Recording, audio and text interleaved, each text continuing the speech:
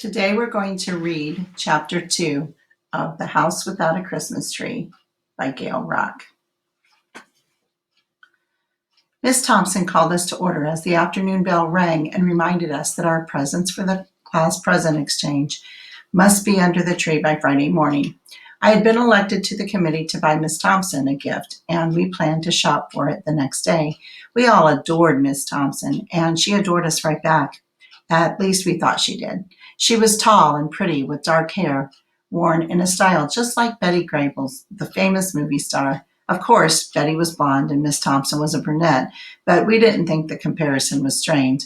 All Miss Thompson's suits and dresses had fashionable padded shoulders, and the seams of her stockings were always straight. She wore evening in Paris cologne and always had nice corsages of artificial flowers on her lapels. Miss Thompson tried not to play favorites with any of us, but I was pretty sure she especially liked me, and I spent a lot of time after school helping her clean up and smacking blackboard erasers together on the fire escape. We don't want anyone to be left out of the gift exchange, Miss Thompson was saying, so remember that Santa Claus will be here Friday. We all giggled, thinking it very funny to have a Santa Claus at our age. In fact, Santa would be played by Delmer Dokes, who was the chubbiest boy in the class and Carla May's true love. Remember, Miss Thompson reminded us, the maximum you can spend for the person whose name you have drawn is 50 cents. What's the minimum? Asked Delmer, being silly. 0, said Billy Wilde from behind me. Everyone giggled at the dumb joke, and I turned around and made a face at him. You're so parsimonious, I said. It was a new word we had just learned in vocabulary that morning, and I was delighted to find an opportunity to use it so soon. I was very good in vocabulary and always tried to use new words right away, especially if I could use them on Billy.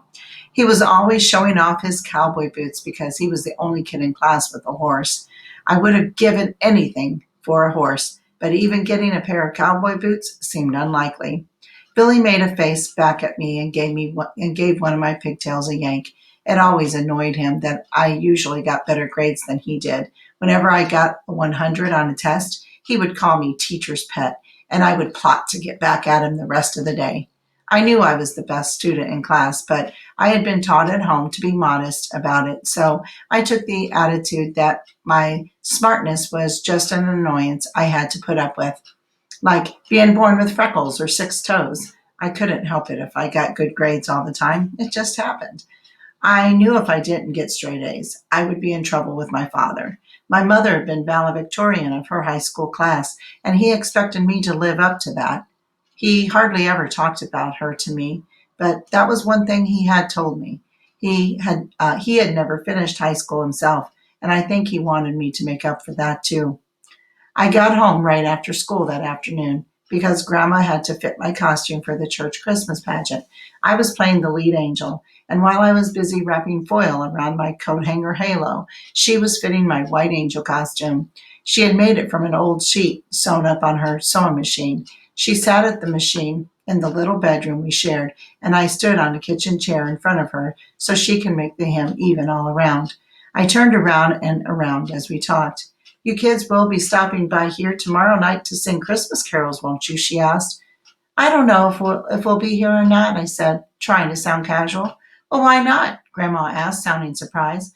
Well, I'm ashamed to have them come here. My glory, why? You're not ashamed of your old grandmother, are you? She asked. No, it's just, well, I'm ashamed we don't have a Christmas tree. We're probably the only people in town who don't. And if you don't come here and sing carols, your dad is going to feel awfully bad, she said. Serves him right, I said angrily. I feel bad not having a Christmas tree. Addie, being vengeful is not Christian. What would Reverend Teasdale say if he heard you talk like that? I'll bet you wouldn't be playing the lead angel in the Christmas pageant. I gave a big sigh and I went on fixing my halo. I knew the only reason I got to play the lead angel anyway was because I was the tallest and could hold the Star of Bethlehem up higher than anyone else. But Grandma thought it was some kind of honor for good behavior, so I let her go on thinking that. She took church going very seriously and always insisted that I go to Sunday school and church and young people's Bible study classes. She didn't go very often herself because she could no longer hear or see well enough to participate in the services, but she read her Bible faithfully every day.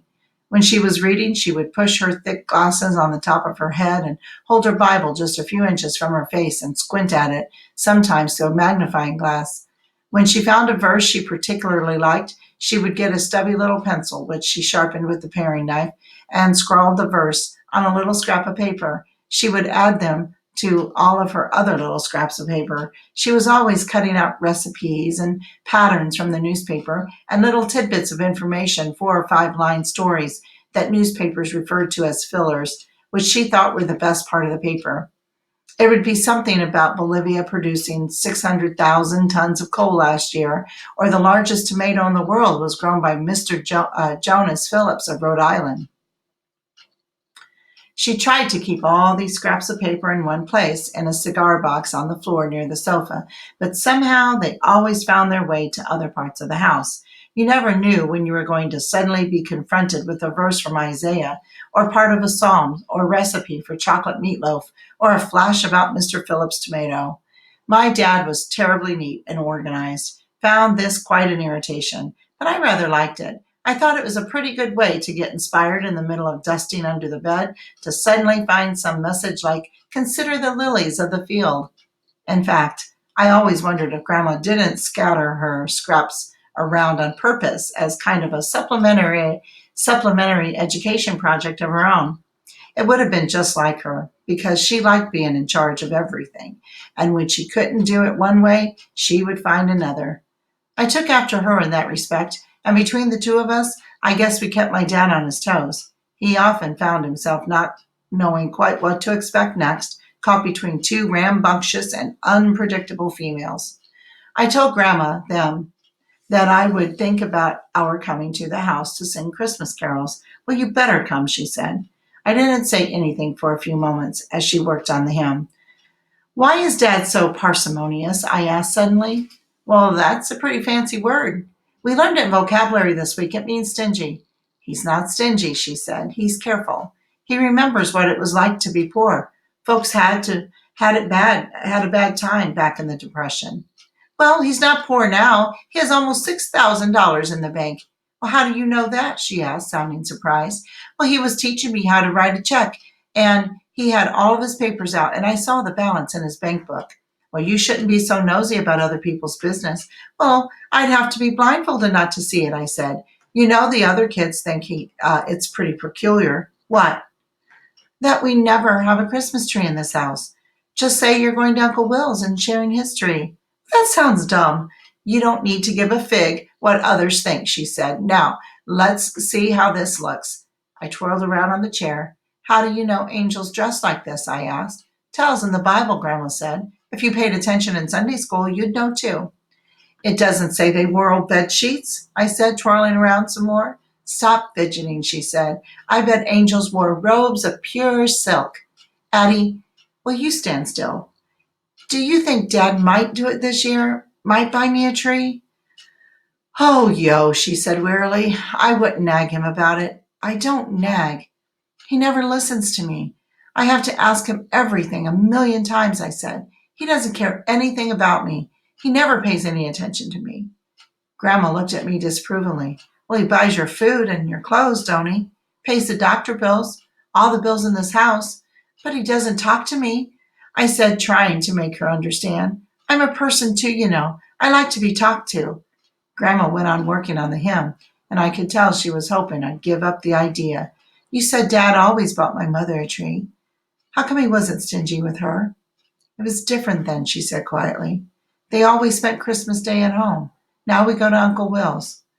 Do you think he might do it this year, though? Well, Grandma sighed. I suppose there's no harm asking. I hugged her, thankful she was at least partway on my side. Okay, tonight I'm going to implore him to buy a tree. Implore means beg, but it sounds better. With that big decision made, I jumped down from the chair and I struck a crazy pose in front of the old mirror on our dresser. I didn't think I looked much like an angel.